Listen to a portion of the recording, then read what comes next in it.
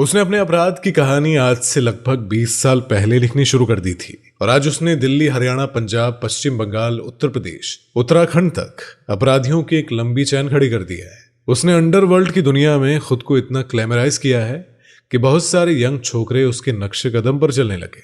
आज हम बात करने वाले हैं दुनिया के सबसे खतरनाक गैंगस्टर लॉरेंस बिश्नोई के बारे में। इसलिए आपसे गुजारिश है कि इस वीडियो को लाइक जरूर करें और हमारे चैनल को सब्सक्राइब करें। तो चलिए वीडियो शुरू करते हैं। दिल्ली अंडरवर्ल्ड में दाऊद के नाम से मशहूर इस गैंगस्टर का नाम है नीरज भवाना। 100 से ज्यादा मुकदमे, हजारों की तादाद में गैंग मेंबर और पूरी दिल्ली की तिहाड़ जेल में इसकी पहचान है। राजधानी के इस डॉन ने राजधानी को माफियों का गैंगलैंड बना दिया। एक वक्त था जब उसके मत्थे 5 लाख का भारी भरकम इनाम था। 5 राज्यों की स्पेशल टास्क फोर्स, 3000 पुलिस वाले और दुश्मनों की पूरी फौज उसके पीछे लगी थी।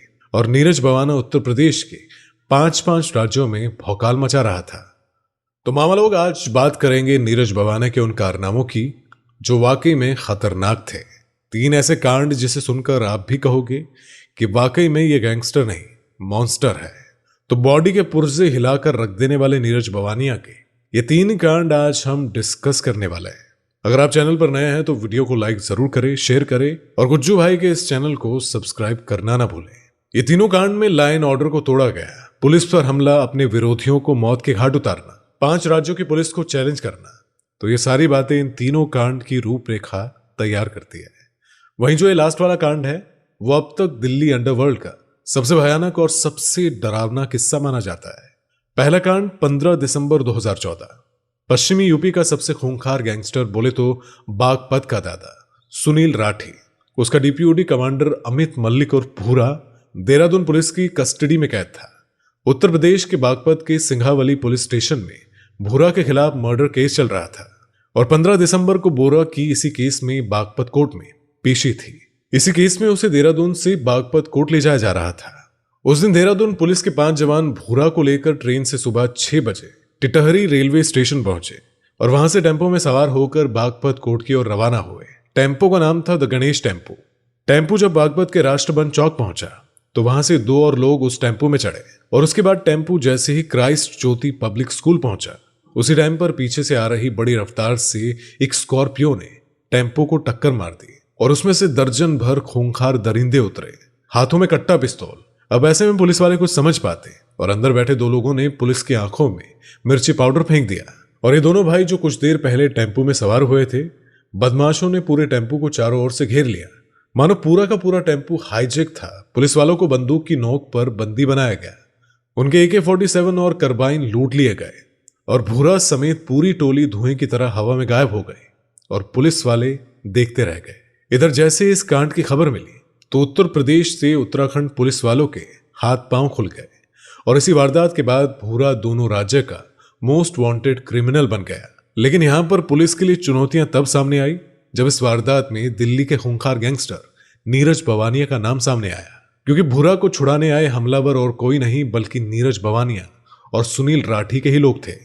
तो अब बात करें नीरज भवानिया के दूसरे सबसे बड़े कांड की, तो उस दिन नीरज भवानिया दिल्ली पुलिस के हाथों मरते मरते बचा। आज से 10 साल पहले की यह बात है।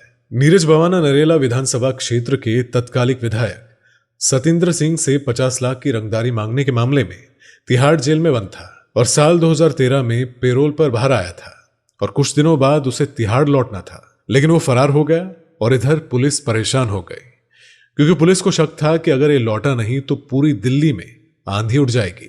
उसके बाद शुरू होता है लुक्का छुपी वाला खेल। पुलिस को मुखबिरी मिलती है कि भवानिया आज किसी को टपकाने वाला है और जब पुलिस वहां पहुंचती तब तक वो अपने दुश्मन के कलेजे में पीतल की गोली ठोककर फरार हो जाता है। अब आलम यह था कि कभी दिल्ली तो कभी हरियाणा, पंजाब, कनाडा, उत्तर प्रदेश, गुजरात, बेंगलुरु और गुजरात में उसके नाम की FIR दर्ज होती रही और इधर देश के आधे राज्यों की पुलिस उसकी तलाश में थी। लेकिन वो पुलिस से 2 कदम आगे चलता था, क्योंकि वो पाठशाला से टॉप करके आया था। पढ़ने लिखने की उम्र में क्राइम की डिक्शनरी का वो उस्ताद बन चुका था। उस्ताद बनते ही वो बना बुक्की और बुक्की से गैम्बलर, गैम्बलर से बन गया गैंगस्टर। उसके मत्थे 100 से ज्यादा गुनाहों के धब्बे लग चुके थे, क्योंकि उसे बनना था राजधानी का डॉन और वो ऐसे नहीं आया था बल्कि मैरिट करके आया था। इधर दिल्ली पुलिस उसकी गुनाहों की लिस्ट तैयार कर चुकी थी और उस लिस्ट में 100 से ज्यादा जुर्म के उसके काले कारनामे थे। तो दिल्ली पुलिस ने बवानिया को दिल्ली का मोस्ट वांटेड घोषित कर दिया और उसके माथे 5 लाख का इनाम भी ठोक दिया था। लेकिन इससे कोई बात नहीं बनने वाली थी, क्योंकि वो रुकने का नाम ही नहीं ले रहा था। बढ़ती वारदातों ने दिल्ली पुलिस के ऊपर दबाव बढ़ाया, लिहाजा एक रावश टीम बनाई गई। उस वक्त दिल्ली पुलिस के पास जितनी तकनीक थी उन सारी तकनीकों का इस्तेमाल किया गया। इसी बीच उसने अमित भूरा को देहरादून पुलिस की कस्टडी से छुड़ाया। इसके चलते दूसरे राज्यों की पुलिस की मदद से लेकर बंगाल तक अपने मुखबिरों को एक्टिव कर दिया था। साल था 2015, अप्रैल का महीना, और देर रात दिल्ली पुलिस के खेमे में हड़कंप मच जाती है।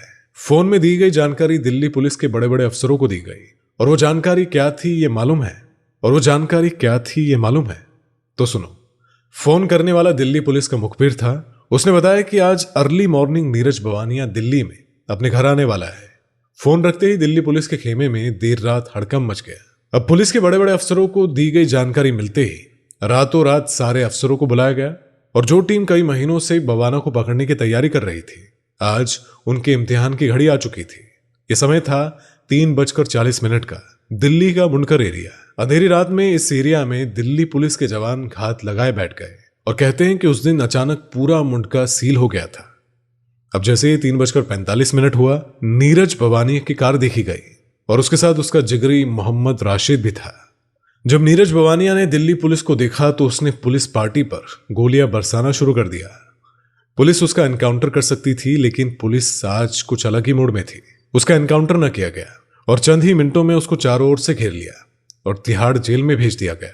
इसके बाद बात करते हैं आखिरी और सबसे ज्यादा दिल दहला देने वाले नीरज बवानिया के, उस कांड की बात जिसने दिल्ली अंडरवर्ल्ड में मानो नई जंग की शुरुआत कर दी थी। उस दिन पूरा दिल्ली दहल उठा था, पुलिस भी हिल गई थी। तो आइए जानते हैं उस दिन असल में क्या हुआ था। अक्टूबर 2013 दिल्ली के बसंत कुंज इलाके में गैंगस्टर नीतू दाबोदिया एनकाउंटर में मारा जाता है।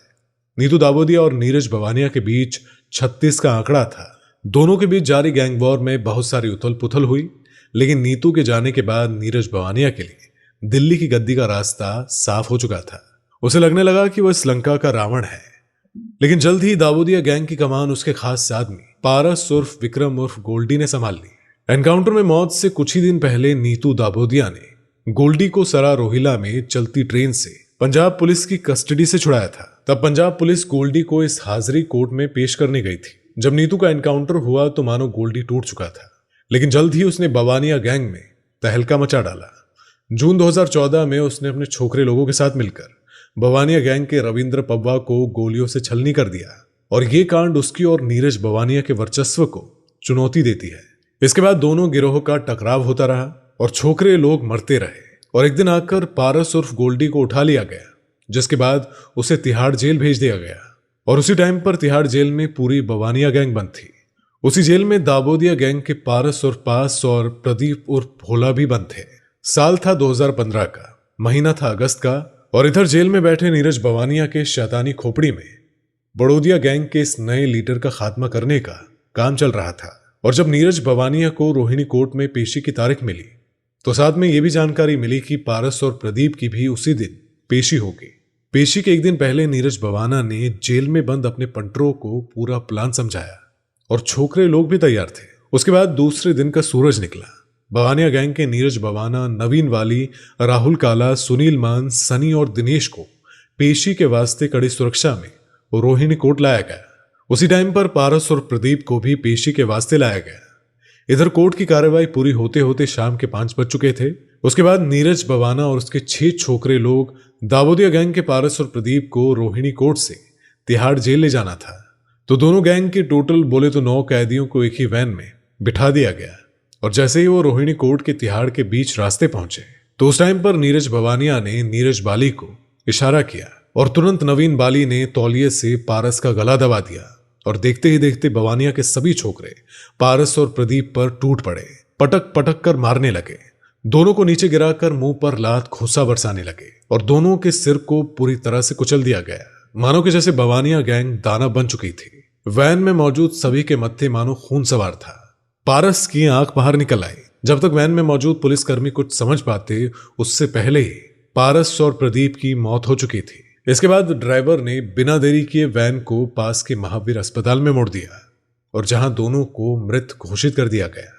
वहीं नीरज बवाना, नवीन बाली, राहुल काला, सुनील मान, सनी और दिनेश पर आईपीसी की धारा 302 लगा दी गई। लेकिन इस कांड ने पुलिस सुरक्षा पर कई सवाल खड़े कर दिए थे। और वहीं पारस प्रदीप की मौत के बाद दाबोदिया गैंग कमजोर पड़ गया। आज भी दाबोदिया गिरोह की कमान संभाले 5 लाख का इनामी बदमाश अशोक प्रधान अपने दोनों साथियों की मौत का बदला लेने की कोशिश कर रहा है। तो मेरे वीर लोग, यहां दिखाए गए सारे गैंगस्टरों के जीवन के ऊपर हमने वीडियो बनाई है, जैसे कि नीरज बवानिया, नवीन बाली, राहुल काला, नीतू दाबोदिया, अमित भूरा, सुनील राठी, अशोक प्रधान। तो इन सारे गैंगस्टर्स की कहानी आपको हमारे चैनल पर मिल जाएगी। और ये वीडियो आपको कैसी लगी? वीडियो अच्छी लगी हो तो इस वीडियो को लाइक करना मत भूलिएगा और साथ ही इस चैनल को सब्सक्राइब करें। मिलते हैं आपसे अगली वीडियो में, तब तक के लिए शुक्रिया।